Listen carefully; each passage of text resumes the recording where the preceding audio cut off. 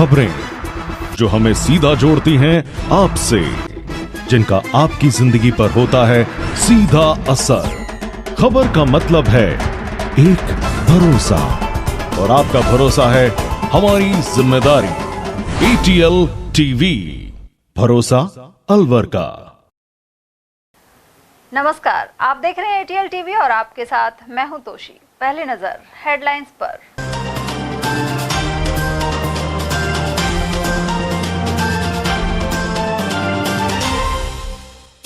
कालाकुआ satellite अस्पताल में अवैध रूप से गर्भपात पर लगाई रोक, स्वास्थ्य विभाग ने की कार्यवाही।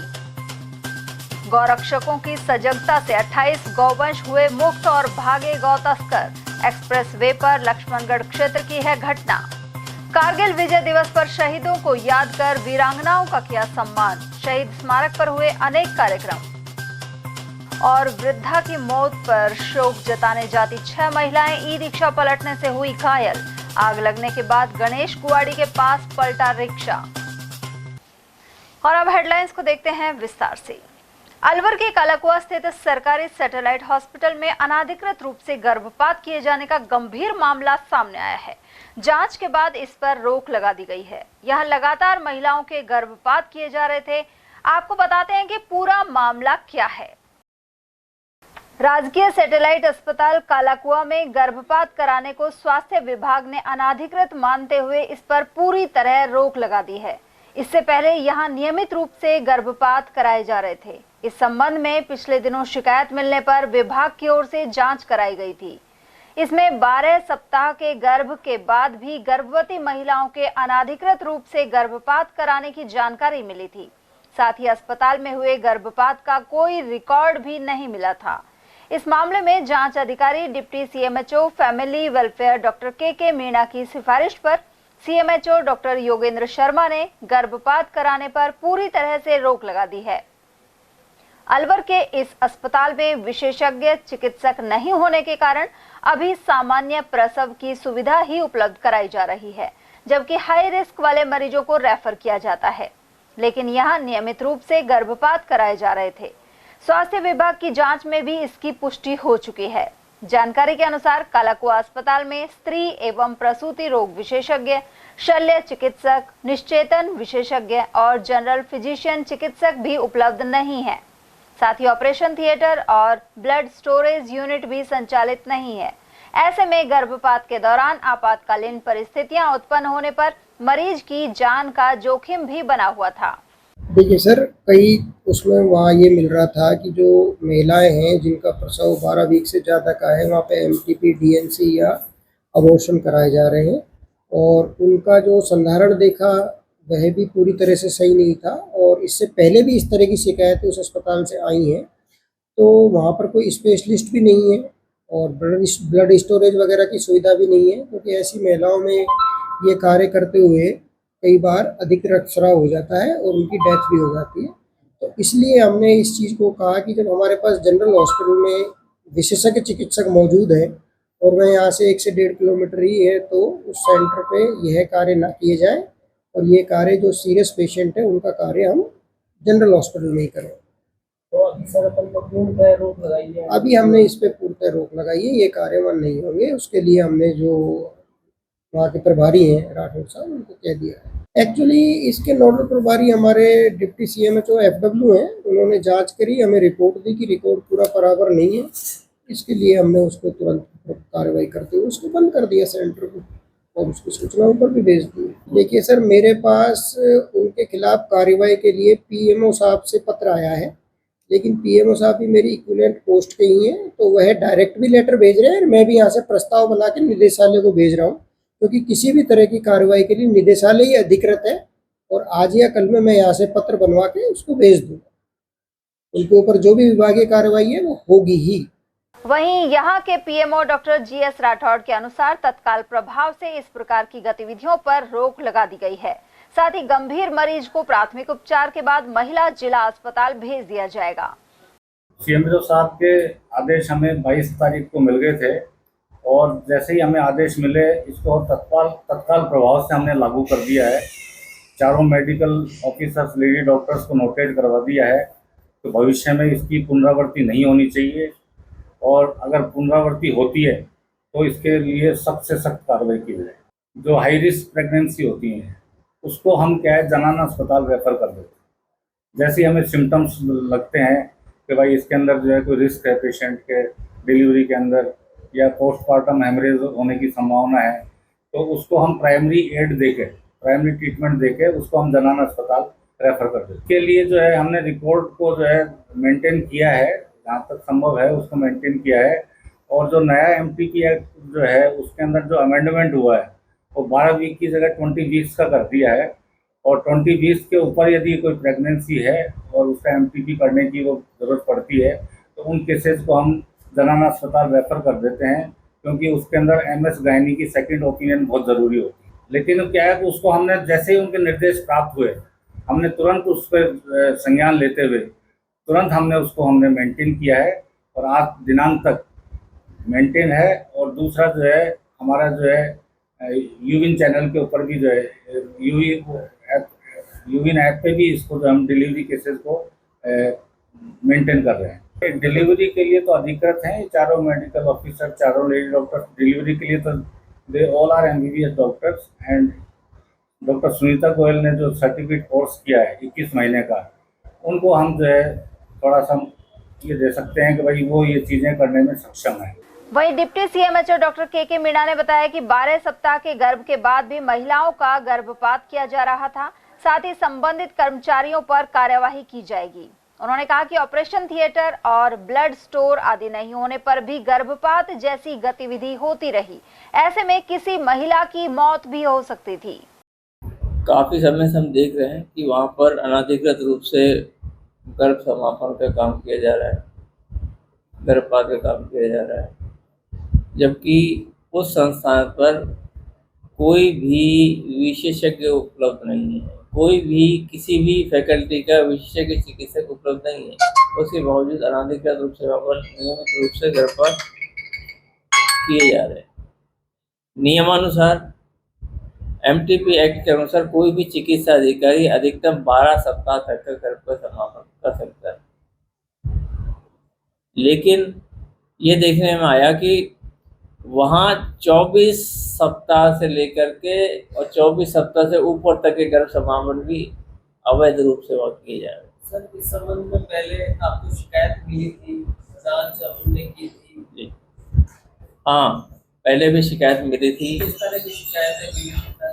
शिकायत मुझे वहीं से किसी स्टाफ मेंबर ने सूचित किया था कि यहाँ पर 24 माह से अधिक की एक महिला को गर्भ समापन के लिए भर्ती किया है और सोनोग्राफी के अंदर उसका बच्चा जीवित दिखाया गया है। तो मैं यहाँ से पहुँचा था और मैंने उसको बड़ी मुश्किलों से वहाँ से रेफ़र करवाया और वो लेडी डॉक्टर जो उनको छोड़ने को तैयार नहीं थी। हमने उसको जाकर के रेफ़र करवाया, उनको हमने वहाँ पर जनाना हॉस्पिटल भेजा वहाँ से। तो नियमित रूप से हम ये देखते आ रहे हैं कि यहाँ पर गलत तरीके से अवैध गर्भपात किए जा रहे हैं। बार बार समझाने के बावजूद भी जब नहीं माने हैं तो अल्टीमेटली हमें कदम उठाना पड़ा। इसके बारे में मैं आपसे निवेदन करना चाहूँगा कि कोई भी चिकित्सा अधिकारी MBBS 12 सप्ताह तक का गर्भ समापन कर सकता है, लेकिन अभी जो नियम में अमेंडमेंट हुआ है, बदलाव हुआ है, उसके अनुसार स्त्री रोग विशेषज्ञ 20 सप्ताह तक का गर्भ समापन कर सकती है, लेकिन 20 सप्ताह से अधिक होने पर उसे 2 स्त्री रोग विशेषज्ञों की राय के पश्चात ही उसका गर्भ समापन उनके द्वारा किया जा सकता है। इसके लिए हमने जांच की थी, जांच रिपोर्ट हमने निदेशालय को भिजवाई हुई है और अभी भी जो लगातार अभी 2-3 जांच हो चुकी है इनके खिलाफ, तो वो सारी की सारी CMHO साहब के पास हैं। CMHO साहब लेकर के शायद निदेशालय जाएंगे। हाँ, ऐसा हमने सुनने में आया है कि वो पैसे लेती है, पूरा पैकेज बुक कर लेती हैं पहले से, उसके बाद में सारी कार्रवाई। और रही बात रिकॉर्ड संधारण की, तो हमने जब शुरू में देखा कि वहाँ पर किसी भी प्रकार का रिकॉर्ड संधारित नहीं किया जा सकता, सिंपल से रजिस्टर में आधी अधूरी चीज़ें संधारित की जा रही है, तो हमने अपने यहाँ से रिकॉर्ड, जो भी रिकॉर्ड एमटीपी एक्ट के अनुसार चाहिए, वो सारे रजिस्टर उनको उपलब्ध करवाए। लेकिन उसके बावजूद भी वहाँ रिकॉर्ड संधारित नहीं हो रहा। हमने ये भी उनको निर्देशित किया था कि जब भी आप डीएनसी या एमटीपी करेंगे तो उसकी जो सोनोग्राफी होगी उसकी एक छायाप्रति रजिस्टर में लगा के रखेंगे, लेकिन उसकी भी पालना नहीं की गई, कहीं कोई सोनोग्राफी नहीं। उस यहाँ तक कि जिस महिला का गर्भपात किया जाता है उसमें रजिस्टर में ये कहीं नहीं लिखा होता है कि ये महिला कितने माह की गर्भवती थी, इस महिला को कितने माह का गर्भ था। तो इसलिए संदेहास्पद स्थिति थी, इसलिए हमने वहाँ पर पूर्ण रोक लगा दी। जो प्रसव हो रहे सामान्य प्रसव नियमित रूप से हो रहा है, उन पर कोई रोक नहीं है। सीजरियन वहाँ होते ही नहीं थे, सामान्य प्रसव ही होते थे, केवल डीएनसी और एमटीपी पे। उधर इस गर्भपात के एवज में निर्धारित पैकेज वसूलने और सोनोग्राफी के लिए एक विशेष सेंटर का नाम बताने के भी आरोप हैं। कुल मिलाकर सरकारी अस्पताल में इस तरह की गतिविधि बेहद गंभीर कही जाएगी। दिल्ली मुंबई एक्सप्रेसवे पर लक्ष्मणगढ़ थाना क्षेत्र में करीब 28 गौवंशों से भरे ट्रक को गौतस्कर छोड़कर फरार हो गए। यहां भोरंगी धाम गौशाला और अलवर के गौरक्षकों ने कार्रवाई करते हुए गौवंशों से भरा हुआ ट्रक पकड़ा है। सूचना पर देर रात्रि लक्ष्मणगढ़ पुलिस एक्सप्रेसवे पर पहुंची। वहीं गौवंश को शुक्रवार की सुबह राजगढ़ कस्बे के भोरंगी धाम गौशाला लाया गया। इस गौशाला के गौरक्षक प्रशांत पंडित ने बताया कि गुरुवार को उन्हें एक ट्रक में गौवंश भरे होने की सूचना मिली थी। यह ट्रक खराब हो गया था। उधर उन्होंने बताया कि NHAI की लापरवाही के कारण गायों को लेकर करीब 15 घंटे बाद राजगढ़ भोरंगी धाम गौशाला पहुंचाया जा सका। क्रेन उपलब्ध नहीं होने के कारण उन्हें गौवंशों को लाने में भारी परेशानी का सामना करना पड़ा। एक ट्रक के खराब होने की सूचना मिली थी, जिसमें करीब 27-28 गोवंश था, जो NHAI की लापरवाही से आप जाके कम से कम 14-15 घंटे में गौशाला आया है। इसमें पुलिस वाले भी बहुत फ़ोन किया NHAI वालों को, क्रेन नहीं आई। करीब 9 बजे तो उनकी क्रेन जाकर आई। अब 9 बजे भी क्रेन आई तो उन्होंने बहुत नाटक किए, कभी नहीं ला रहे, कभी हाईवे तक उतार देंगे, पुलिया पर उतार देंगे। फिर उसके बाद बड़ी कहा-सुनी के बीच उन्होंने क्रेन से गोवंश को यहाँ भिजवाया। आप देख सकते हैं पिनान से और गौशाला का रास्ता 15 घंटे का हो गया। स्वस्थ क्या गोवंश तो कुछ गोवंश ठीक है, लेकिन 4-5 गोवंश अभी घायल है। कारगिल विजय दिवस पर शुक्रवार सुबह अलवर के शहीद स्मारक पर वीरांगनाओं का सम्मान किया गया। इस दौरान वीर शहीदों के बलिदान को याद कर पुष्प अर्पित कर श्रद्धांजलि दी गई। साथ ही कारगिल युद्ध में भाग लेने वाले देश के साहसी जवानों के बारे में भी बताया गया। इस मौके पर अलवर कलेक्टर आशीष गुप्ता और SP आनंद शर्मा ने कहा कि कारगिल युद्ध में भारतीय सैनिकों का साहस हमेशा याद किया जाएगा। इस युद्ध में अलवर जिले से भी कई शहीद हुए थे। साथ ही विजय दिवस पर उनकी वीरांगनाओं का सम्मान किया जा रहा है।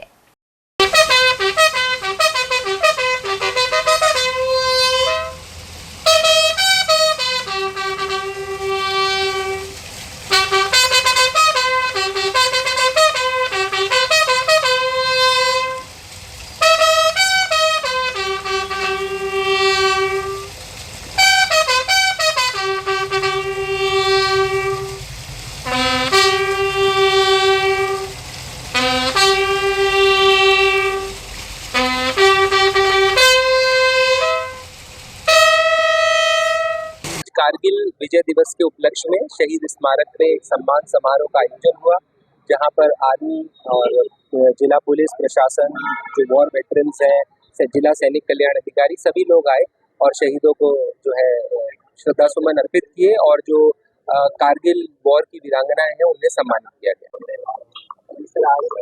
शहीद दिवस के अवसर पर आज कार्यक्रम आयोजित हुए हैं। कारगिल दिवस के जो वीर हैं उनको आज नमन किया गया। भारतीय सेना के द्वारा, एडमिनिस्ट्रेशन, पुलिस के द्वारा उनके जो कुर्बानी है उसको याद किया गया और जो उनकी वीरांगनाएं हैं आज यहाँ 3 उपस्थित थे, उनको जो भी शॉल उड़ा कर सम्मानित किया गया। इसी तरह जो है उनकी जो कुर्बानी है और जो सेक्रीफाइस है उसको रिकॉग्नाइज किया गया, पुष्प भेंट किया गया। और इसी तरह से जो है कारगिल की जो घटना है उसको स्मरण किया। और तीनों जो प्रमुख जो सेना के एडमिनिस्ट्रेशन और पुलिस के द्वारा किया गया और जो कार्यक्रम संपादित। उधर इस दौरान पुलिस प्रशासन और सेना के अधिकारी भी मौजूद रहे। साथ ही जिला सैनिक कल्याण अधिकारी कैप्टन रंजीत सिंह की मौजूदगी रही। उधर स्वतंत्रता गौरव समिति की ओर से कारगिल विजय दिवस के उपलक्ष्य में शुक्रवार को पौधे लगाए गए। कारगिल युद्ध के दौरान जिले के शहीद हुए सैनिकों की याद में एक पेड़ शहीदों के नाम कार्यक्रम की शुरुआत की गई। समिति अध्यक्ष गौरीशंकर विजय और उपभोक्ता संरक्षण समिति के प्रदेश अध्यक्ष राजेश कृष्ण सिद्ध ने बताया कि कारगिल विजय दिवस के उपलक्ष्य में अभियान शुरू कर 11 पौधे लगाए गए हैं। वीर शहीदों के नाम पर लगाए गए पौधों की देखभाल भी समिति द्वारा ही की जाएगी। वहीं आगामी 15 अगस्त स्वतंत्रता दिवस के दिन शहीद स्मारक पर शहीदों की याद में कार्यक्रम आयोजित किया जाएगा। कारगिल शहीद दिवस के अवसर पर आज स्वतंत्रता गौरव समिति की ओर से एक नया कार्यक्रम आयोजित शुरू किया गया है कि सभी जो अलवर जिले के शहीद हुए हैं उनके क्रमबद्ध रूप से आए दिन रोजाना उनके नाम से यादगार के रूप में उनके पेड़ लगाए जाएंगे। उसके तहत आज कारगिल शहीद दिवस के अवसर पर शहीद स्मारक पर आज 11 पेड़ लगा करके इस कार्यक्रम की शुरुआत की गई है और आगामी दिनों में ये कार्यक्रम निरंतर रूप से जारी रहेगा। आज हमने कारगिल विजय दिवस पर शहीदों के नाम से अलवर जिले के जितने भी शहीद हुए उनके नाम से एक पेड़ उनके नाम से लगाने की मुहिम स्टार्ट की है। इसमें समिति के सभी लोगों ने बढ़ चढ़कर भाग लिया है और समिति के लोग सभी इकट्ठे हुए हैं और सुबह 8:30 बजे से एक पौधा शहीदों के नाम पे जो ये पौधा लगेगा उसकी देख रेख करना हमारी समिति का काम रहेगा, इसको बड़ा करना हमारा काम रहेगा। फिर उसमें उसके नाम की तख्ती लगा दी जाएगी। जिस तरह से एक शहीद अमर रहता है उसका पेड़ भी अमर रहेगा। कुछ जगह ऐसी जगह हैं जहां हम फलदार पेड़ लगाएंगे। अलवर जिले में जितने भी शहीद हुए हैं उनके नाम से बोर्ड पे जितने भी शहीद लिख रखे हैं नाम, इनके सबों के नाम से एक पेड़ लगाया जाएगा। आज समिति ने पहले शुरुआत कर दी है और अब ये धीरे धीरे हम पेड़ लगाते रहेंगे और जब तक पूरे जिले के पेड़ नहीं लगा रहे फिर आगे देश के शहीदों के पेड़ लगाते रहेंगे। वहीं इस दौरान समिति सदस्य मुकेश विजय, अजीत सोनी, हेमू विजय, दिनेश खंडेलवाल, अजय मोदी, अखिलेश गर्ग, संजय बवेजा और सुभाष अग्रवाल आदि उपस्थित रहे। और वहीं जिला कांग्रेस कमेटी की ओर से शुक्रवार को शहीद स्मारक पर कारगिल विजय दिवस की 25वीं वर्षगांठ मनाई गई। जिलाध्यक्ष योगेश मिश्रा सहित कांग्रेस जनों ने कारगिल युद्ध के शहीदों को पुष्प अर्पित कर श्रद्धांजलि दी। जिलाध्यक्ष मिश्रा ने कहा कि देश का प्रत्येक नागरिक सैनिकों के पराक्रम एवं सीमा पर उनकी मुस्तैदी से महफूज है। उधर इस दौरान राजेंद्र पाल शर्मा, गफूर खान, नगर निगम में नेता प्रतिपक्ष विक्रम यादव, जिला प्रवक्ता रिपु दमन गुप्ता, महिला कांग्रेस जिलाध्यक्ष कमलेश सैनी, शहर अध्यक्ष जयदीप आर्यन, हरिशंकर रावत, राजेश कृष्ण सिद्ध और पंकज शर्मा आदि मौजूद रहे। वंदे मातरम, वंदे मातरम, वंदे मातरम। वीर शहीद अमर रहे, वीर शहीद अमर रहे, वीर शहीद अमर रहे। उधर कांग्रेस नेता अभय सैनी ने कारगिल विजय दिवस की 25वीं सालगिरह पर वीर सपूतों को नमन किया है। उन्होंने कहा कि इन वीरों ने अपने प्राण न्यौछावर कर कारगिल विजय हासिल की थी। कारगिल दिवस को आज 25 वर्ष पूरा होने पर पूरे देश में उन शहीदों को याद किया जा रहा है जिन शहीदों के शौर्य से भारत की प्रचंड शक्ति का लोगों को पता लगा और जिस परिस्थिति में कारगिल युद्ध हुआ था और जिस तरह से हमारी सेना ने उन कम सुविधाओं को साथ रखते हुए भी अपने देश की सुरक्षा के लिए उन्होंने भरकस प्रयास किया और हमने ये युद्ध जीता, वो एक ऐतिहासिक रहा। आप इस बात को आज से 25 साल पहले जाके देखिए, जब ये युद्ध हुआ था तब कई राजनीतिक लोगों ने इसको हवा देने का प्रयास किया था, लेकिन हिंदुस्तान का सीमा पर जो सुरक्षा करता है प्रहरी, जो सिपाही होता है, जो सैनिक होता है, वो अपनी जान की कीमत कम समझता है और देश की सुरक्षा की कीमत ज़्यादा रखता है। इस शौर्य दिवस को एक राष्ट्रीय पर्व के रूप में मनाया। आज अलवर जिला कांग्रेस कमेटी और हमारे यहाँ के सभी साथियों ने भी शहीदों को नमन किया। सब शहीद स्मारक पर जाकर सब लोगों को पुष्प अर्पित किया। आज का दिन इतिहास में स्वर्ण अक्षरों में लिखा जाएगा। भारत की सैन्य शक्ति के बारे में दूसरे देशों को पता लगे, इसका एक बड़ा उदाहरण कारगिल विजय दिवस के रूप में हम लोग मना रहे हैं। भाजपा ने कारगिल विजय दिवस के अवसर पर शहीदों को याद किया है। जिला उपाध्यक्ष देशराज वर्मा के अनुसार प्रधानमंत्री नरेंद्र मोदी कारगिल पहुंचे और जवानों के साथ मिलकर हौसला अफजाई की, साथ ही शहीदों को श्रद्धांजलि अर्पित की। उन्होंने सैनिकों की समस्याओं की जानकारी भी ली है। जब कारगिल पे गए हैं तो सैनिकों का मान और सम्मान में कितनी वृद्धि होती है, उनको कितना गर्व होता है कि देश का प्रधानमंत्री उनके बीच विराजमान है, कि देश की बॉर्डर पर सैनिकों का मान और सम्मान में कोई कमी नहीं रहे, उनके स्वास्थ्य का पूरा ध्यान रखा जाए, उनकी वर्दी का ध्यान रखा जाए। ऐसा पहली बार हुआ जब भारतीय जनता पार्टी की सरकार भारत के अंदर बनी है, सैनिकों का पूरा मान और सम्मान के साथ। और जब चाहा, ये नहीं नरेंद्र भाई मोदी हमारा रक्षा मंत्री और देश के माननीय मंत्री उनके साथ खड़े रहे हैं, ये उनकी गौरवपूर्ण बात है कि हम सैनिकों का सम्मान करते हैं। स्थानीय भाजपाइयों ने मदन राठौड़ के रूप में नया प्रदेश अध्यक्ष बनाने पर खुशी जताई है। जिला उपाध्यक्ष देशराज वर्मा के अनुसार इससे पार्टी मजबूत होगी और आगामी विधानसभा उपचुनाव में मजबूती के साथ जीतेगी। इसके अलावा पंचायत और नगर निगम चुनाव में भी भाजपा को ऐतिहासिक सफलता मिलेगी। वर्मा ने कहा कि पार्टी में आम कार्यकर्ता को मुख्यमंत्री और प्रदेश अध्यक्ष बनने का मौका मिलता है, साथ ही ओबीसी समुदाय से प्रदेश अध्यक्ष बनाया गया है। और भारतीय जनता पार्टी के एक छोटे से कार्यकर्ता को लेके बड़ा सम्मान दिया जाता है। यह आपने सीएम बना तब देखा होगा और आज जो आपने सुन रहे हैं, कल हमारा प्रदेश अध्यक्ष बना, ये भी आपने देख लिया होगा। मूल संगठन के व्यक्ति हैं और संघ विचारधारा के व्यक्ति हैं, तेली जाति से हैं, ओबीसी समुदाय से बिलोंग करते हैं और संगठन की पूर्ण संरचना के बारे में उनको इस तरह ज्ञान है। और राजस्थान का जो फैसला हुआ है बहुत अच्छा फैसला हुआ है और भारतीय जनता पार्टी के एक एक कार्यकर्ताओं को साथ लेकर चलने की जो उनकी लालसा है वो पूर्ण होगी और अच्छा काम करेंगे। सरकार हमारी है, पांचों की पांचों सीट जीतेंगे और प्रदेश अध्यक्ष के नेतृत्व में जीतेंगे और पार्टी कार्यकर्ताओं में जो आत्मबल और सम्मान है उसके माध्यम से जीतेंगे। पहले भी बोर्ड भारतीय जनता पार्टी का था, इससे पहले भी भारतीय जनता पार्टी का था। अलवर के अंदर और राजस्थान में ज़्यादातर जगह, एक दो जगह तो हो सकता है कांग्रेस कुछ करे, लेकिन ज़्यादातर जगह पर भारतीय जनता पार्टी का बोर्ड बनेगा और 5 विधानसभा हम जीतेंगे। अलवर शहर के गणेश ग्वाड़ी के समीप बुजुर्ग की मौत का मातम मनाने जा रही करीब आधा दर्जन महिलाएं आग लगने के बाद ई रिक्शा पलटने से गंभीर घायल हो गई। उन्हें उपचार के लिए सामान्य चिकित्सालय लाया गया। जानकारी के अनुसार भगवानपुरा निवासी कृष्णा, सावित्री, गायत्री, मन्नी और सीता सहित करीब 8 महिलाएं ई रिक्शा में बैठकर जा रही थी। वे बुधविहार स्थित बिराई माता मंदिर के समीप एक बुजुर्ग महिला की मौत का मातम मनाने जा रही थी। मार्ग में गणेश ग्वाड़ी के समीप अचानक ई रिक्शा की बैटरी में शॉर्ट सर्किट हो गया और आग लग गई। इसके बाद ई रिक्शा अनियंत्रित होकर पलट गया और आधा दर्जन महिलाएं घायल हो गई। रिक्शा अनबैलेंस हो गया, उसके कारण ये पलट गया है। कितनी सवारी थी? इसमें 8 सवारी थी। महिला भगवानपुरा की है। कितनी महिला है? इसमें 8 थी, के 6 में लगी है।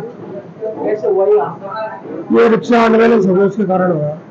शॉर्ट सर्किट हो गया? हाँ, शॉर्ट सर्किट। हाँ, वायरिंग आग लगने के कारण।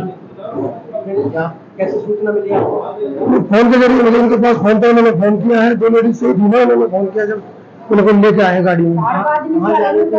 ये मौत में जा रहे थे बुराई माता के पास में। उनका एक का नाम कृष्णा देवी है, सावित्री है, गायत्री है, एक मन्नी देवी है, एक सीता देवी। बस 2 के टाँके लगाए हैं और एक लोग हल्की हल्की चोट है। अलवर में वार्ड 43 जाट कॉलोनी के पार्षद पति पत्नी की भूख हड़ताल नगर निगम आयुक्त ने जूस पिलाकर खत्म कर दी है।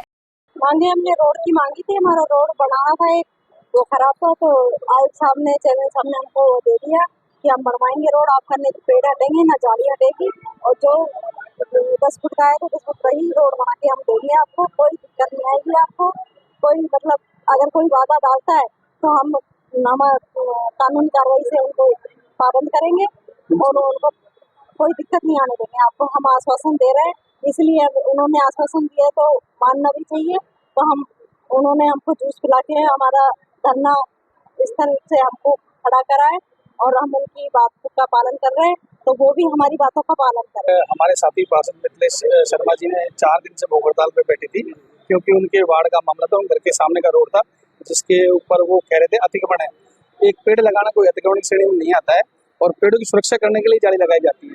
तो वर्तमान में आज इन्होंने भौतिक सत्यापन किया। भौतिक सत्यापन के बाद इन्होंने देखा पूर्व में रोड था वो 10 फीट का था, तो नियम अनुसार ये रोड बनाएंगे। इन्होंने हमको पूरा आश्वासन दिया, उसी हिसाब से हमने धरना समाप्त किया। लेकिन दूसरे पक्ष से जुड़े देवकीनंदन चौधरी अब भी भूख हड़ताल पर बैठे हुए हैं।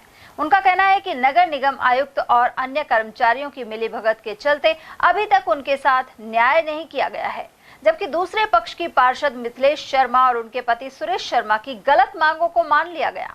साथ ही चौधरी को नगर निगम परिषद से बाहर जाने को कहा गया और अब वे इस भवन के बाहर भूख हड़ताल और धरना प्रदर्शन कर रहे हैं। उन्होंने कहा कि महापौर के अलावा कोई भी अधिकारी मिलने तक नहीं आया। देवकीनंदन चौधरी का आरोप है कि वर्ष 2022 में 13.2 फीट चौड़ी सड़क स्वीकृत हुई थी, लेकिन वार्ड पार्षद और कुछ लोगों ने इस जगह कब्जा कर रखा है। ऐसे में सड़क का निर्माण नहीं हो पा रहा है।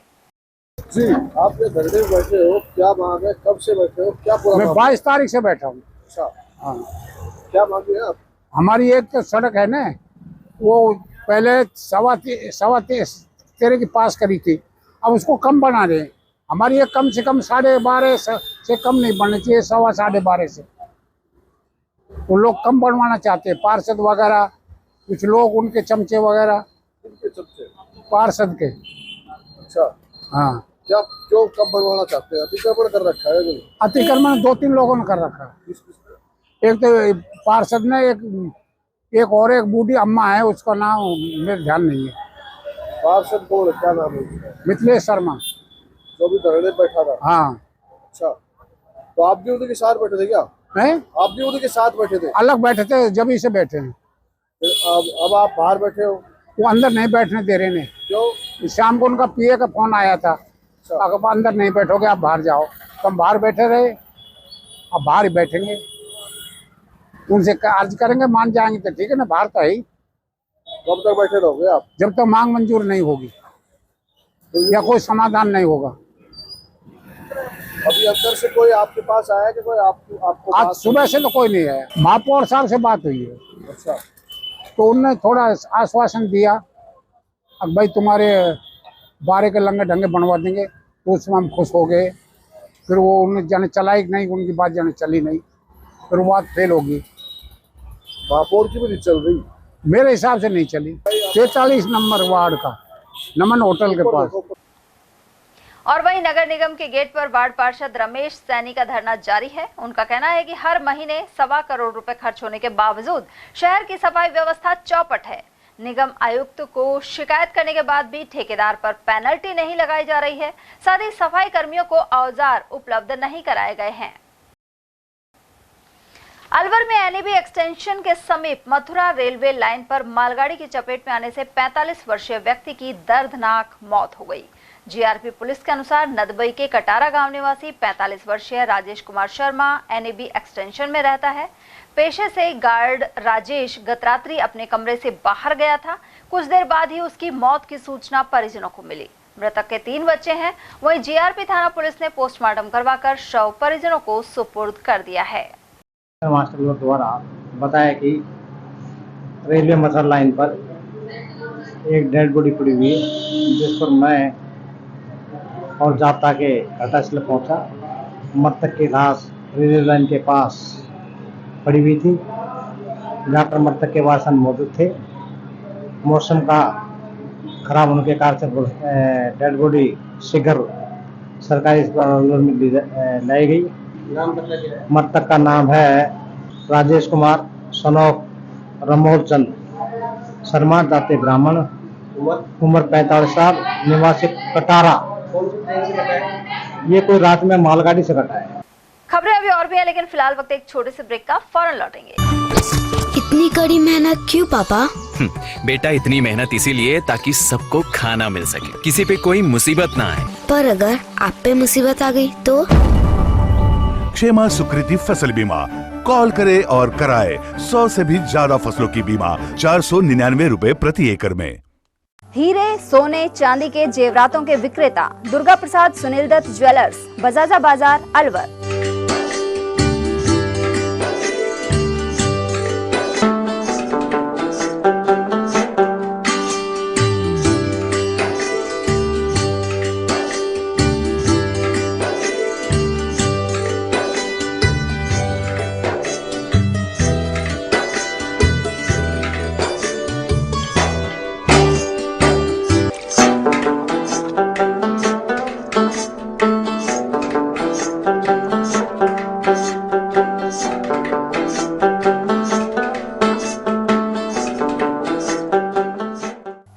सोने चांदी के जेवरातों के विक्रेता दुर्गा प्रसाद सुनील दत्त ज्वेलर्स, बजाजा बाजार, Alwar.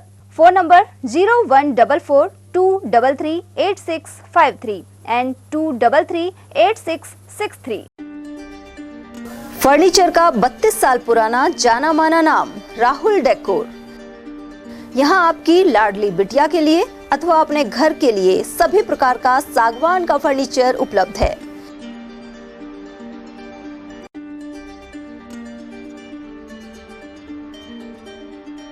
Double bed, dressing table, sofa set सागवान एवं कपड़े वाले तथा सेंटर टेबल, भट्टी कलर, स्टील अलमारी, ब्रांडेड एवं सॉफ्टी फोम के गद्दे आपकी नाप तोल से बनाए जाते हैं।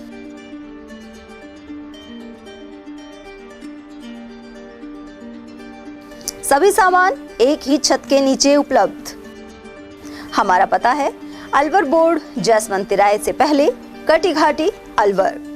Contact number 9414019769 and 9414019768। इतनी कड़ी मेहनत क्यों पापा? बेटा इतनी मेहनत इसीलिए ताकि सबको खाना मिल सके, किसी पे कोई मुसीबत ना आए। किसी पे मुसीबत ना आए इसलिए आप हो पापा, पर अगर आप पे मुसीबत आ गई तो? अब पाए फसल बीमा केवल 3 आसान स्टेप्स में। क्षेमा सुकृति फसल बीमा। कॉल करे और कराए 100 से भी ज्यादा फसलों की बीमा 499 रुपए प्रति एकड़ में। आने वाली 15 तारीख को शहीद स्मारक पर एक भव्य कार्यक्रम है। आपके चैनल के माध्यम से मैं अपील करना चाहता हूं कि सब अपने अपने घरों में 5 या 5 से अधिक दीपक अवश्य जलाएं। ये दीपक उन लोगों के लिए जिन्होंने हमें आजादी दिलाई और जो शहीद हो जाते हैं। ये दीपक उन लोगों के लिए जो बॉर्डर पर हमारी जनता रक्षा करते हैं, जिनकी वजह से हम दिन और रात चैन से रहते हैं, और उनका मनोबल लड़ने के लिए ऐसा कार्यक्रम समिति पिछले 8 साल से कर 15 अगस्त का जो कार्यक्रम जो आयोजित समिति करने वाली है, उसके लिए भी सभी लोगों से हम निवेदन भी करते हैं कि हर घर पर आप दीपक जलाएं और इस कार्यक्रम को अमर करें, अमर शहीदों के साथ साथ। यही मेरा सभी लोगों से निवेदन। ब्रेक के बाद एक बार फिर आप सभी का स्वागत है। अलवर शहर के कोतवाली थाने से महज 150 मीटर की दूरी पर चोरों ने गुरुवार रात 2 दुकानों की शटर तोड़कर चोरी की वारदात को अंजाम दिया। वहीं घटना से आक्रोशित व्यापारी जिला व्यापार महासंघ अध्यक्ष रमेश जुनेजा के साथ शहर कोतवाली पहुंचे। जानकारी के अनुसार बजाजा बाजार स्थित बालाजी बर्तन भंडार और राम मार्केट स्थित राम टेक्सटाइल की दुकानों की शटर और खिड़की तोड़कर चोर नकदी ले गए, जबकि दुकान में रखा माल सुरक्षित मिला। बालाजी बर्तन भंडार के मालिक तरुण गांधी ने बताया कि उनकी दुकान के गल्ले से 2000 रुपए पार हो गए। हमारी मेन बजाजा बाजार में दुकान है बालाजी बर्तन के नाम से। मैंने सुबह 10:30 बजे दुकान खोली। खोलते ही जैसे मतलब शटर उठाने के बाद अंदर घुसा तो देखा गल्ला खुला हुआ था। गले के पास पेचकस रखा था, गल्ला तोड़ा हुआ था। उसमें जो पैसे थे खुले वो एक भी नहीं थे, करीब 2000 के आसपास थे, वो नहीं थे। भाई हमारी जो तीसरी मंजिल है उसपे से खिड़की तोड़ी हुई है और वहाँ से घुसे हैं। उधर रामा टेक्सटाइल के सेल्समैन निरंजन कुमार सैनी ने बताया कि उनकी दुकान से 25 से 30 हजार की नकदी चोरी हुई है। वहीं रमेश जुनेजा ने कहा कि घरों और दुकानों में चोरी का सिलसिला थम नहीं रहा है, साथ ही जल्द आरोपियों की गिरफ्तारी की मांग की गई है। ये हमारी दुकान है राम मार्केट बजाजा बाजार में, गावा टेक्सटाइल के नाम से। उसमें ऊपर से शटर तोड़ी है साइड से, उसमें अंदर नीचे आए हैं उतर के और लगभग 25 से 30 हजार रुपए गले में से चोरी करके ले गए। 25 से 30 हजार लगभग। कब की घटना है ये? कल रात की घटना है। कल रात को दूसरे दुकान का भी ताला टूटा उसी बाजार में? हाँ, उसी बाजार में। पीछे अपनी दुकान उस बाजार के पीछे है, अंदर गली में राम मार्केट। वो बाजार में बालाजी बर्तन भंडार पर और गाबा क्लोथ राम मार्केट में रात को चोरों के द्वारा चोरी की गई, और चोरी को जो अंजाम दिया गया एक अलग तरीके से दिया गया है। शटर ना तोड़ करके ऊपर से गेट का तोड़ करके नीचे निकले हैं। और हम कोतवाल साहब से जिला व्यापार महासंघ के सब पदाधिकारी आए हैं कि शहर के अंदर कल रात को और जिले के अंदर कुछ समय से रोज चोरियां हो रही हैं, दुकानों में भी और मकानों में भी। और पुलिस कहीं ना कहीं निष्क्रिय दिख रही है। जिस तरह से चोर बड़े आराम से वारदात दे रहा है चोरी को, और यानी कि व्यापारी आज इतना भय व्याप्त है कि घर में दिन में व्यापार करने के बाद हारा थका होने के बाद घर में जाके आराम से सो नहीं सकता। जिससे कि वो सुबह आकर के दुकान देखता है तो उसको या तो ताले टूटे हुए निकलेंगे या चोरों के द्वारा कोई ऐसा रास्ता प्रवेश करते हैं ऊपर से आकर के अंदर से तोड़ करके चोरी आराम से ले जाते हैं। तो कोतवाल साहब से निवेदन करने आए हैं कि इन चोरों को जल्दी से जल्दी चिन्हित करके गिरफ्तार किया जाए। पूर्व परिवहन मंत्री और वर्तमान विधायक यूनुस खान के पुतले का शुक्रवार को अलवर बस स्टैंड पर दहन हुआ। विधानसभा में राजस्थान रोडवेज के खिलाफ दिए गए बयानों के विरोध में श्रमिक संगठनों के संयुक्त मोर्चे की ओर से पुतला फूंका गया। इससे पूर्व नारेबाजी के साथ रैली निकाली गई। संयुक्त मोर्चे के संयोजक हरिओम चुग ने बताया कि डीडवाना से निर्दलीय विधायक यूनुस खान द्वारा रोडवेज को बंद करने और लोक परिवहन सहित निजी बसों को चलाने की वकालत की जा रही है।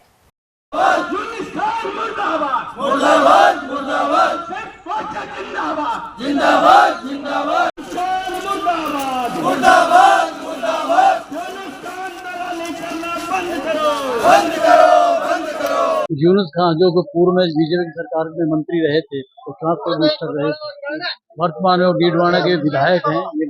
उस समय भी हम यही कहते थे कि प्राइवेट ऑपरेटर से मिलकर उनकी दलाली खाकर उसने रोडवेज की हालत खराब की है, जिसकी वजह से फरवरी 2014 में एक आदेश निकाले गए थे कि नई भर्तियां बंद कर दी जाए, रोडवेज नई गाड़ियां खरीदनी बंद कर दी जाए और जो राष्ट्रीय मार्ग है उनका निजीकरण कर दिया जाए और बस अड्डा प्राधिकरण बना दिया जाए। ये 4 आदेश निकाले थे उन्होंने।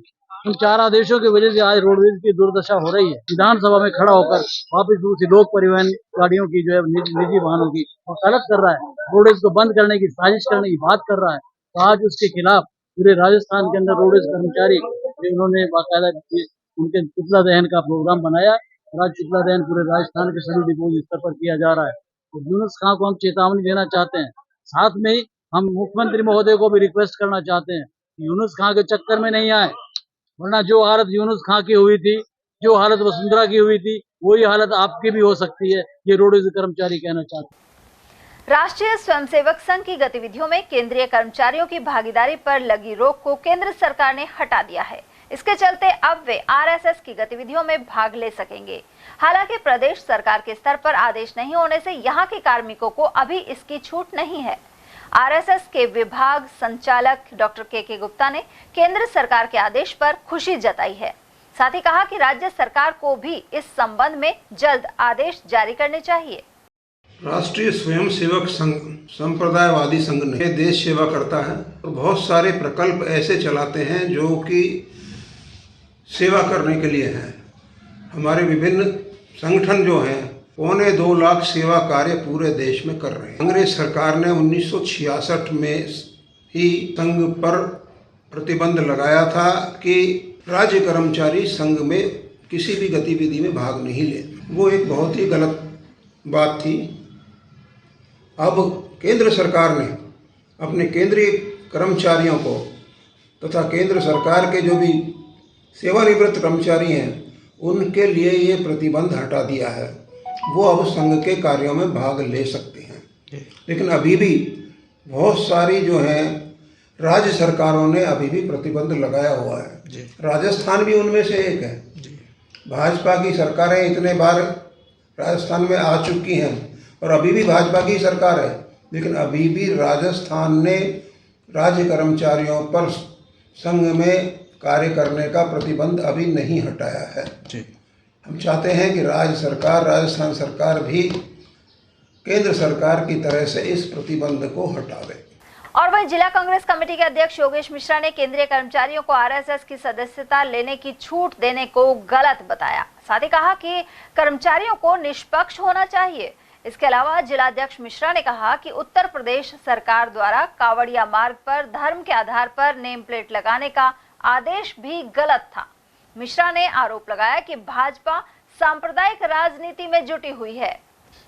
आप बताइए, कर्मचारियों को आरएसएस में शामिल होने का तुगलकी फरमान इन लोगों ने जारी कर दिया, जबकि कर्मचारी किसी भी राजनीतिक दल में या जो कोई संस्था राजनीतिक दल को सपोर्ट करती है उसमें शामिल नहीं हो सकता। कर्मचारी दबाव में काम कर रहा है। आरएसएस से जोड़ने की बात आप कर रहे हो, ये बहुत गलत है। किसी भी कर्मचारी को, अधिकारी को, जो कोई संस्था राजनीतिक दल को सपोर्ट करती है या कोई राजनीतिक दल है, उसका सदस्य होना ही नहीं चाहिए। ये 60 साल पहले इंदिरा गांधी जी ने इसको बैन कर दिया था और वो देश की जनता में हित में था। आप बताइए, कोई भी कर्मचारी चुनाव में वोट मांगने में जाते बेचारा मुँह छुपा के साहब मैं कर्मचारी हूँ साहब, मैं वोट तो दे दूंगा लेकिन मुझे ओपन मत लाओ। ये तो खुलेआम गुंडागर्दी कर रहे हैं और परिणाम आपने देख लिया इस लोकसभा चुनाव में, और अगले लोकसभा चुनाव में देख लेना बीजेपी का सूपड़ा साफ होगा। सर, नेम प्लेट की जो नीति थी उसको आप सही मानते हैं? गलत गलत गलत नेम प्लेट नहीं लगानी चाहिए।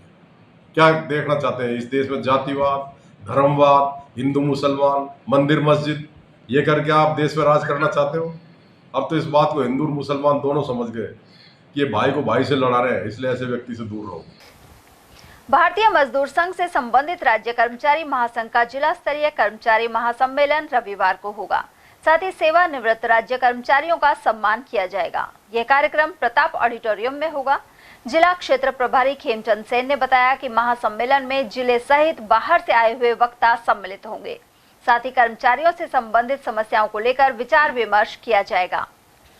राजस्थान राज्य कर्मचारी महासंघ संबंधित भारतीय मजदूर संघ का सम्मेलन अलवर में 28 जुलाई को प्रताप ऑडिटोरियम में किया जा रहा है, जिसमें कर्मचारियों का सम्मेलन होगा और जो सेवानिवृत्त कर्मचारी हैं उनका सम्मान किया जाएगा, जिसमें जिले से बाहर के वक्ता भी भारतीय मजदूर संघ से संबंधित वो पधारेंगे। कर्मचारियों की बहुत सारी समस्या है। सबसे बड़ी समस्या तो ये है कि जो ये ऐप की हाजिरी है इसमें बड़ी प्रॉब्लम आती है।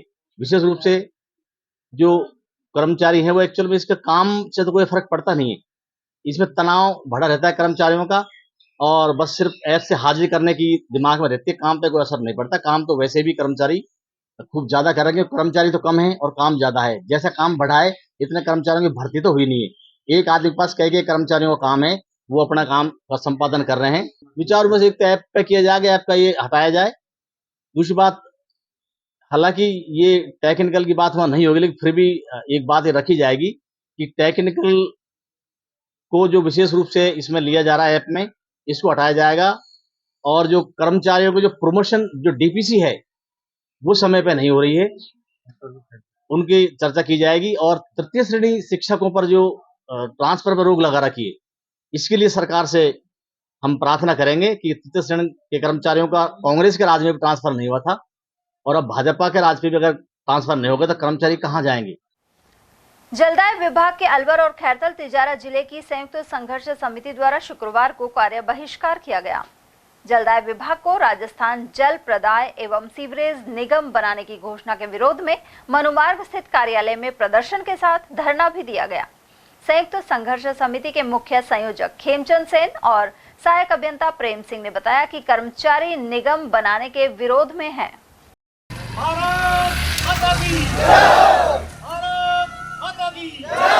कर्मचारी एकता जिंदाबाद, कर्मचारी एकता जिंदाबाद, कर्मचारी एसी बंद करो, आरडब्ल्यूएसएससी बंद करो, वापस लो, आरडब्ल्यूएसएससी वापस लो, आरडब्ल्यूएसएससी वापस लो। जलदाय विभाग को सरकार आरडब्ल्यूएसएससी में धकेलना चाह रही है, यानी निगम बनाना चाह रही है, और कर्मचारी ये चाह रहे हैं कि निगम नहीं बनना चाहिए, क्योंकि निगम के जरिए अगर निगम बनाया गया तो जो ये निगम बना रहे हैं आरडब्ल्यूएसएससी, ये पहले से ही करोड़ों रुपया के लॉस में चल रहा है, पहले से ही लोन लिया हुआ है और करोड़ों रुपए के लोन में दबा हुआ है।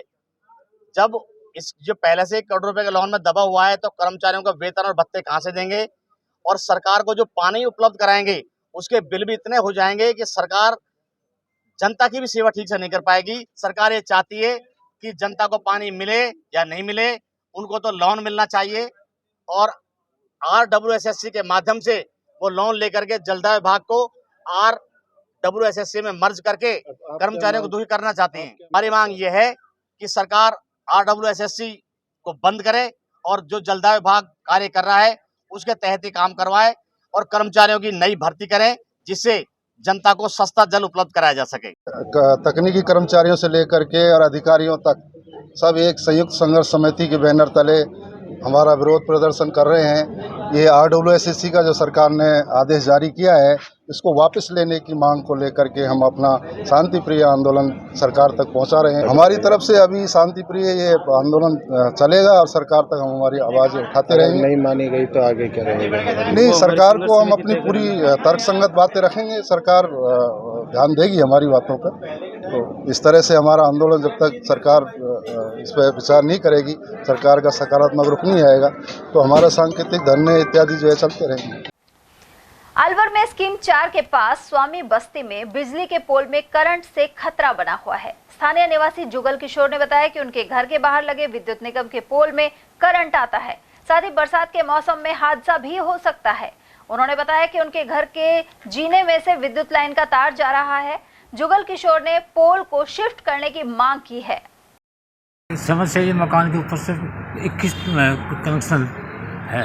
21 कनेक्शन दे रखे हैं? ले रखे हैं, और वो मता तो मैं बच्चे ऊपर चढ़ते हैं तो खतरा रहता है, कोई दुर्घटना हो जाएगी तो बिजली विभाग को जिम्मेदार होगा। तो आप लोगों ने शिकायत कर दी इसकी? कई बार शिकायत करी है, एप्लीकेशन दी है। 4 दिन हो गए एप्लीकेशन। क्या बोल रहे फिर? और जिलाधीश महोदय के वहाँ भी एप्लीकेशन दे करके वहाँ भी कार्रवाई के लिए लिख चुके हैं। क्या आश्वासन दे रहे हैं आपको? आश्वासन कुछ नहीं दिया उन्होंने। कल ये कहते हटा दें, बस दे देते हैं, कोई कार्रवाई नहीं कुछ। अलवर शहर के तिजारा फाटक पुलिया के नीचे पिछले 3 वर्षों से राम रसोई चल रही है। यहाँ कार्यकर्ताओं द्वारा केक काटकर वार्षिकोत्सव मनाया गया। इस दौरान ब्रह्म कुमारी संस्था से जुड़ी ममता दीदी, BK सुशीला और राम दीदी सहित पूर्व पार्षद पूर्ण भगत, भाजपा माधव मंडल OBC मोर्चा मंडल अध्यक्ष राजू प्रजापत आदि मौजूद रहे। यहाँ प्रतिदिन 80 लोगों को भोजन कराया जाता है। साथ ही पौधरोपण कार्यक्रम भी आयोजित किया गया। यहाँ जो भोलेनाथ का भंडारा राम रसोई की सेवा चल रही है, इसमें मुख्यतया हमारे पूर्ण भगत जी, रमा बहन, सुप्यारी माता और बहुत सारे लोग स्नेही सहयोगी हैं। यहाँ प्रतिदिन लगभग 80 आत्माएं रोज भोजन करती है और सबके सहयोग से ये भंडारा चल रहा है।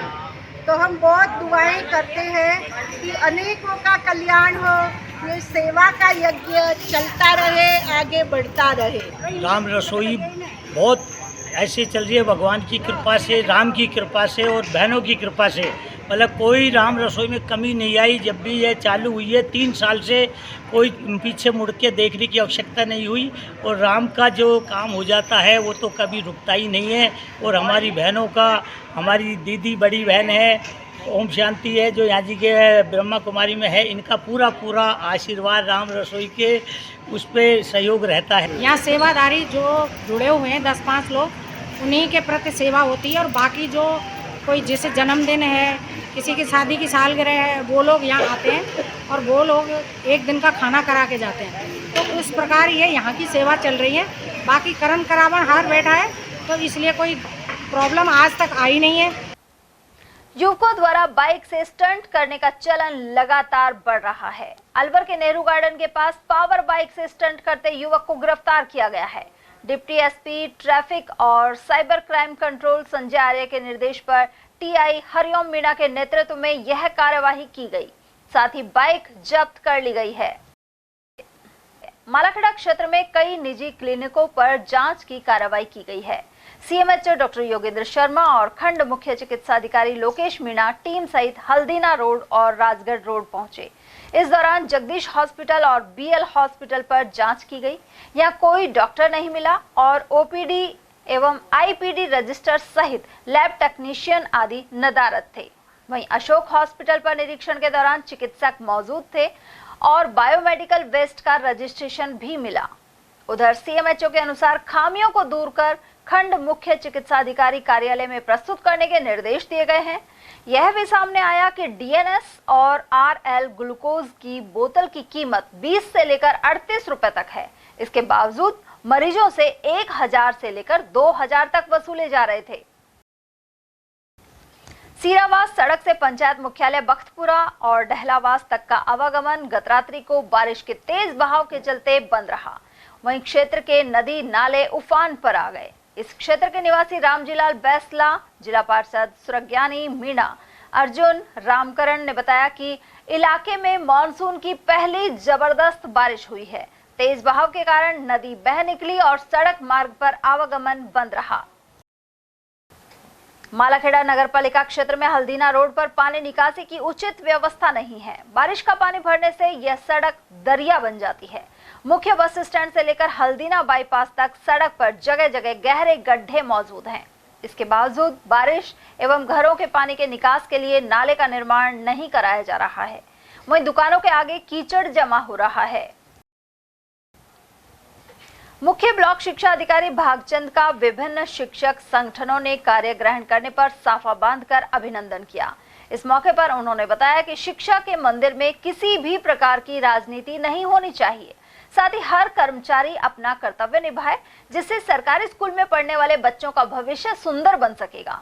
वहीं इस मौके पर शिक्षा मित्र मदन लाल चौधरी, हरिओम पटेल, विश्वेंद्र सिंह, मनीष कुमार और बलवीर सिंह आदि मौजूद रहे। और वहीं मालाखेड़ा क्षेत्र के सरकारी स्कूलों में मुख्य ब्लॉक शिक्षा अधिकारी लगातार निरीक्षण कर रहे हैं। शुक्रवार को वे बरखेड़ा, बंदीपुरा एवं खेड़ला विद्यालयों में पहुंचे। साथ ही कक्षा में पढ़ाने की पद्धति और तकनीक को परखा। मुख्य ब्लॉक शिक्षा अधिकारी भागचंद ने बताया कि शैक्षिक स्तर संतोषजनक है, लेकिन सुधार की गुंजाइश है। साथ ही नामांकन वृद्धि को बढ़ाने के निर्देश दिए गए हैं।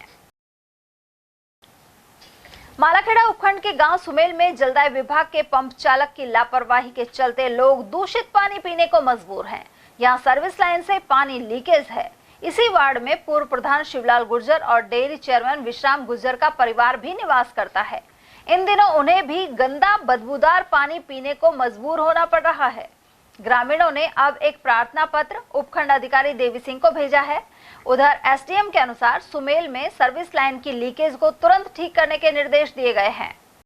सुमेल गांव में आम आदमी तो दूर, पूर्व प्रधान शिवलाल गुर्जर और डेयरी चेयरमैन विश्राम गुर्जर के घर के पास ही सर्विस लाइन लीकेज है। पानी निकलता है, उसके बाद गंदा पानी नाले का उसी में चले जाता है। दूषित पानी पीने को लोग मजबूर हैं। बार बार कहने के बाद भी स्थानीय पंप चालक उदासीन बने हुए हैं। अब उपखंड अधिकारी मालाखेड़े के पास शिकायत पहुंचाई गई है कि इस दूषित पानी से संक्रमण फैल रहा है।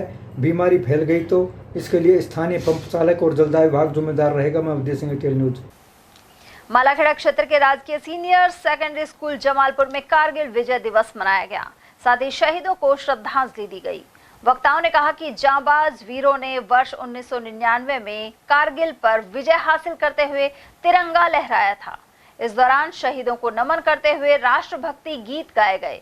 वहीं पंचायत प्रारंभ शिक्षा अधिकारी रोहताश ओसवाल ने कारगिल विजय दिवस पर प्रकाश डाला। इस अवसर पर 2 मिनट का मौन रखकर शहीदों को श्रद्धांजलि दी गई। कि आन बान शान और उसकी रक्षा करने, सीमा और सरहद को सुरक्षित रखने के लिए कारगिल युद्ध में भारत माँ के वीर सपूतों ने अपना बलिदान दिया, शहीद हुए और अपने प्राणों को न्यौछावर करके सीमा को सुरक्षित रखा। आज उनकी शहादत में उन शहीद वीरों को नमन करते हुए राजकीय सीनियर सेकेंडरी स्कूल जमालपुर में श्रद्धा सुमन अर्पित किए गए और उनके द्वारा किए गए बलिदान को हमेशा जीवन में याद रखने का संकल्प लिया। मैं उदय सिंह, टेल न्यूज। मालाखेड़ा उपखंड क्षेत्र के पावटा निवासी चंद्रराम मीणा पंजाब के फाजिलका में शहीद हुए थे और उनकी याद में परिजनों ने पौधरोपण किया। उनके शहीदी दिवस पर मौजपुर से सशस्त्र सीमा पुलिस बल आकर श्रद्धांजलि देते हैं, लेकिन शुक्रवार को कारगिल विजय दिवस पर कोई भी नेता या अधिकारी श्रद्धांजलि देने नहीं पहुंचे। परिजन PR मीणा के अनुसार चुनाव से पूर्व भाजपा प्रत्याशी भूपेंद्र सिंह ने इस मौके पर आने का वादा किया था, लेकिन जब उनसे संपर्क किया गया तो उन्होंने कारगिल के शहीदों के यहां ही 26 जुलाई को जाने की बात कही है। अकबरपुर सामुदायिक स्वास्थ्य केंद्र पर इन दिनों मौसमी बीमारियों के पीड़ितों की भीड़ देखी जा रही है। इनमें खांसी, जुकाम और बुखार के मरीज अधिक हैं। इसके चलते आउटडोर मरीजों की संख्या 300 के पार पहुंच गई है, लेकिन एक ही डॉक्टर के भरोसे यह हॉस्पिटल चल रहा है।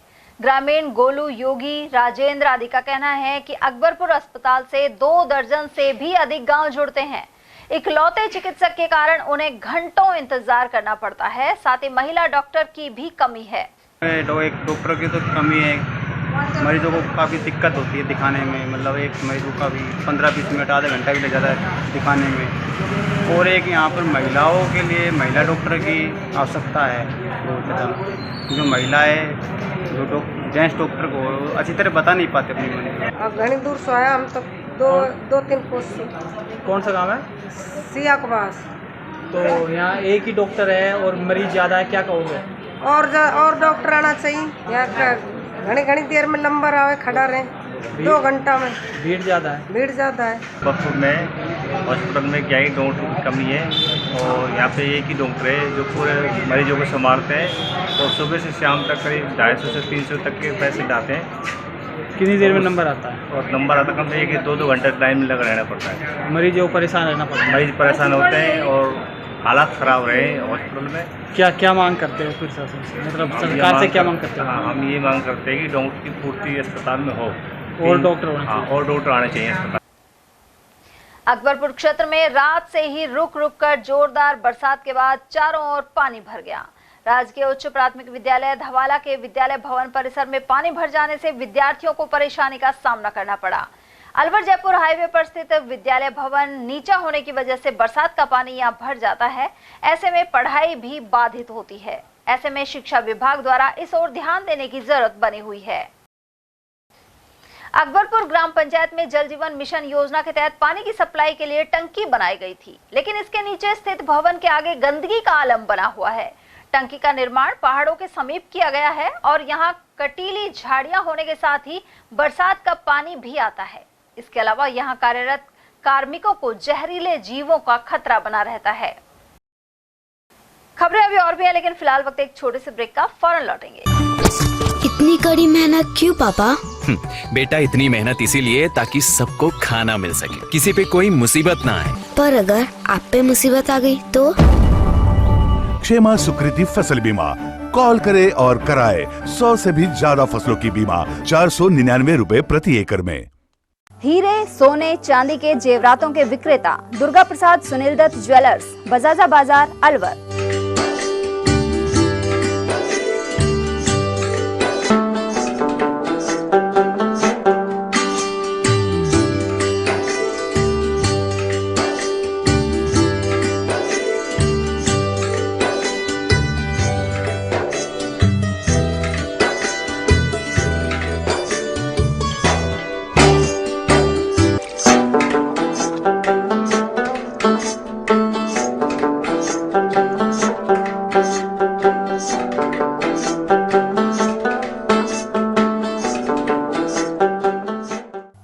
सोने चांदी के जेवरातों के विक्रेता दुर्गा प्रसाद सुनील दत्त ज्वेलर्स, बजाजा बाजार, Alwar.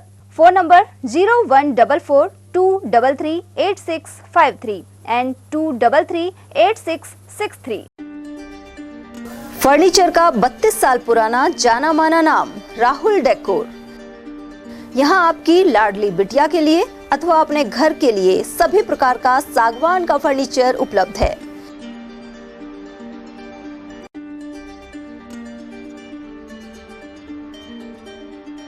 Double bed, dressing table, sofa set सागवान एवं कपड़े वाले तथा सेंटर टेबल, भट्टी कलर, स्टील अलमारी, ब्रांडेड एवं सॉफ्टी फोम के गद्दे आपकी नाप तोल से बनाए जाते हैं।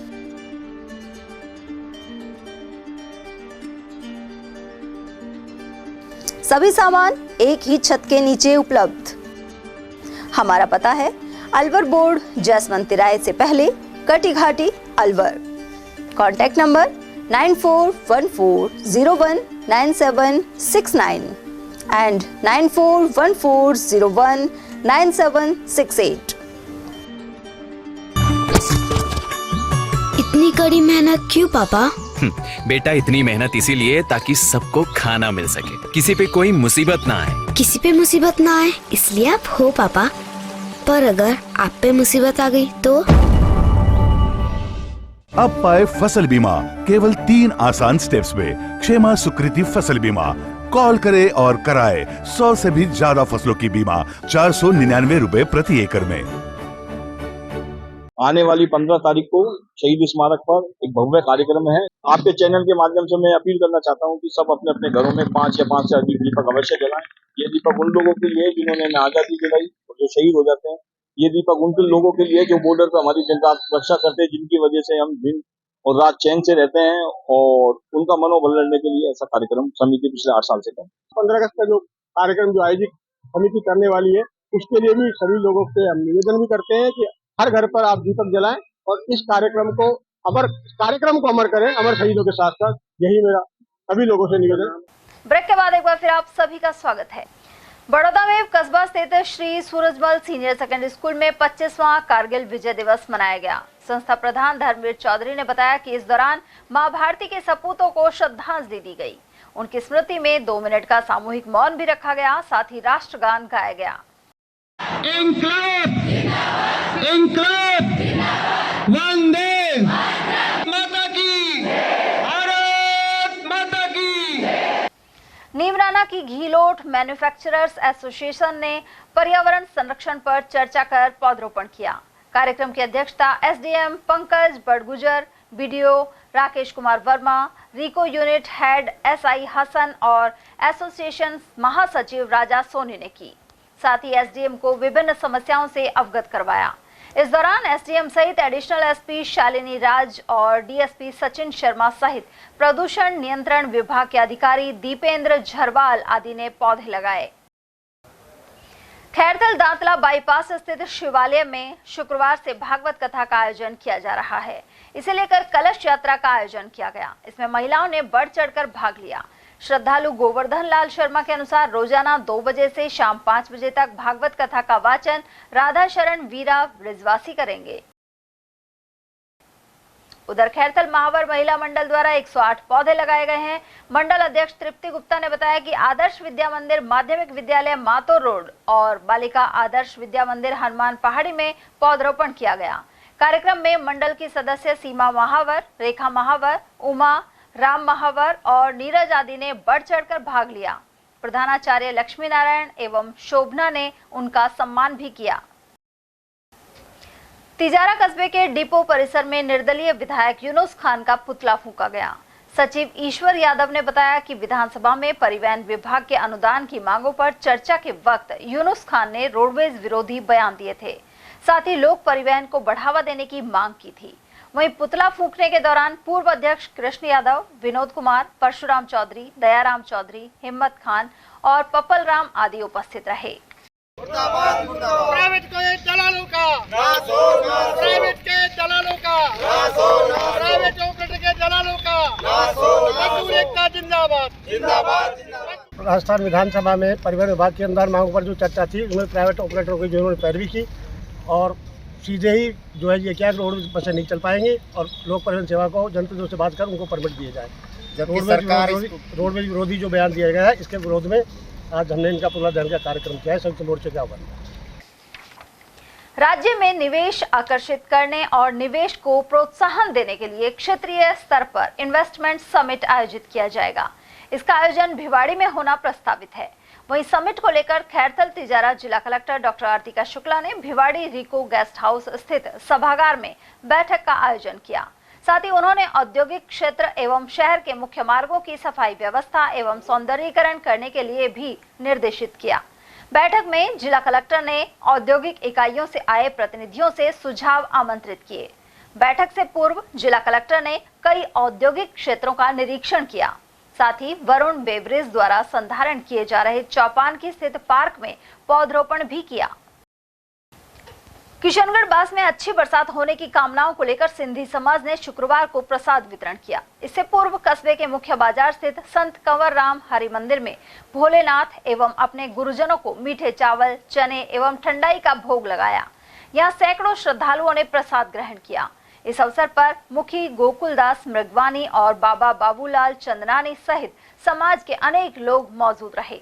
समाज सेवी सुनील बत्रा ने इस बारे में जानकारी प्रदान की। सिंधी समाज द्वारा बरसात हेतु शिव जी का एक प्रसाद किया गया है, जिसमें चावल, मीठे चावल, छोले और ठंडाई का प्रसाद किया गया है शिव जी को मनाने के लिए। शिव जी सावन के महीने में हमको भी सावन में आरा करो।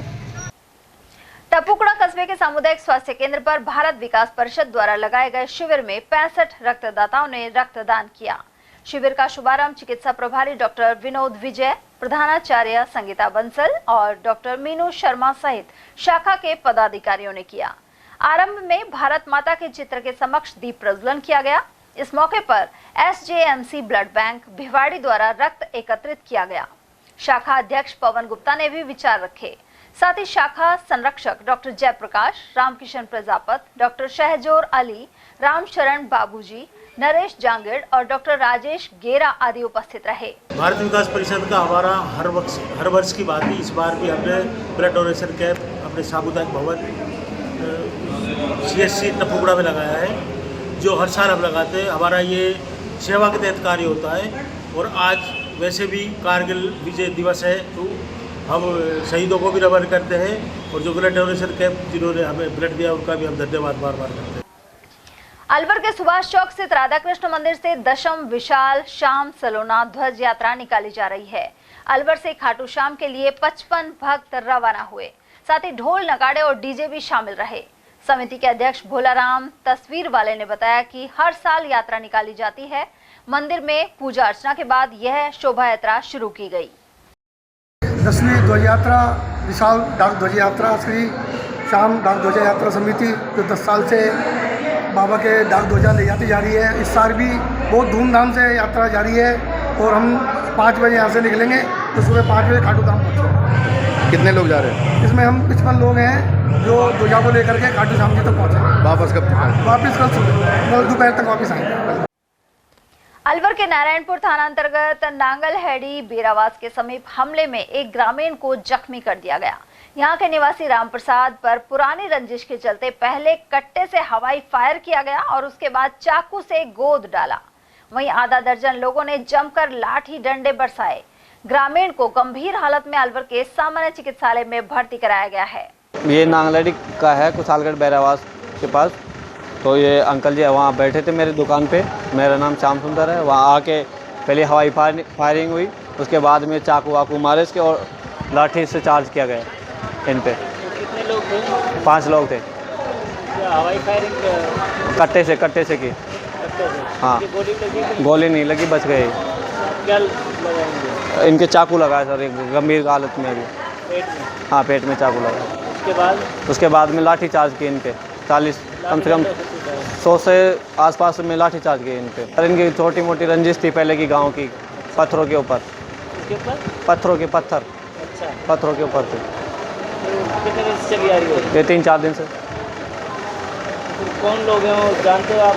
वो गांव के हैं, दूसरे गांव के। क्या नाम है? एक का नाम हंसराज है, एक का नाम दाताराम है, एक का नाम रमेश है, महेश है और एक का तोताराम है और एक का फौजी।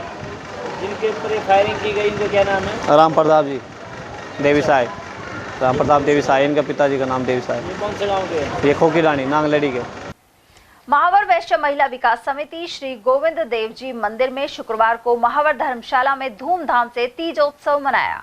इस आयोजन में सैकड़ों महिलाएं लहरिया पहनकर पहुंची। वहीं समिति अध्यक्ष उषा गुप्ता ने मुख्य अतिथि राज गुप्ता का माल्यार्पण कर स्वागत किया। विशिष्ट अतिथि सुनीता गुप्ता का स्वागत मधु और कमलेश ने किया। गणेश वंदना के साथ कार्यक्रम का शुभारंभ हुआ। सावन और बॉलीवुड के गीतों पर एकल एवं समूह नृत्य सहित तंबोला और अन्य गेम्स भी खेले गए। तीज क्वीन प्रतियोगिता भी संपन्न हुई। कार्यक्रम में अध्यक्ष उषा गुप्ता, सचिव वृंदा, मधु गुप्ता, कमलेश, रजनी, सुधा, सरोज डाटा, सरोज गुप्ता, शालिनी, रेखा डाटा, रेखा गुप्ता और रति गुप्ता आदि उपस्थित रहीं। साथ ही विजय लक्ष्मी, उर्मिल, संतोष, मधु और कमला भी उपस्थित रहीं। अंत में अध्यक्ष ने सभी को धन्यवाद दिया।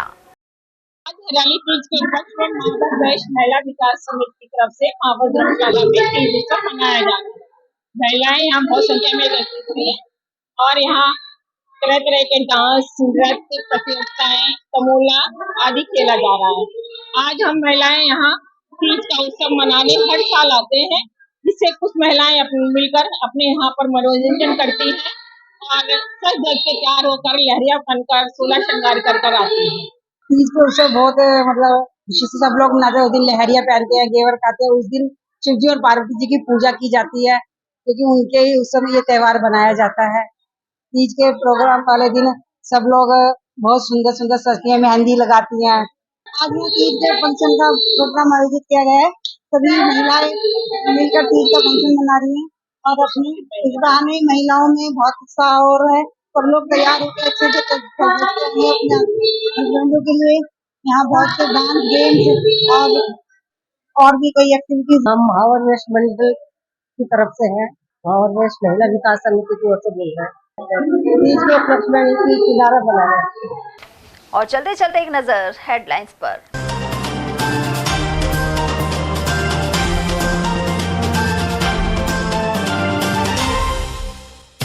कालाकुआ सैटेलाइट अस्पताल में अवैध रूप से गर्भपात पर लगाई रोक, स्वास्थ्य विभाग ने की कार्यवाही। गौरक्षकों की सजगता से 28 गौवंश हुए मुक्त और भागे गौ तस्कर। एक्सप्रेस वे पर लक्ष्मणगढ़ क्षेत्र की है घटना। कारगिल विजय दिवस पर शहीदों को याद कर वीरांगनाओं का किया सम्मान। शहीद स्मारक पर हुए अनेक कार्यक्रम। और वृद्धा की मौत पर शोक जताने जाती 6 महिलाएं ई रिक्शा पलटने से हुई घायल। आग लगने के बाद गणेश कुआड़ी के पास पलटा रिक्शा। एटीएल न्यूज में आज के लिए इतना ही। ताजा जानकारियों के लिए बने रहिए हमारे साथ। नमस्कार।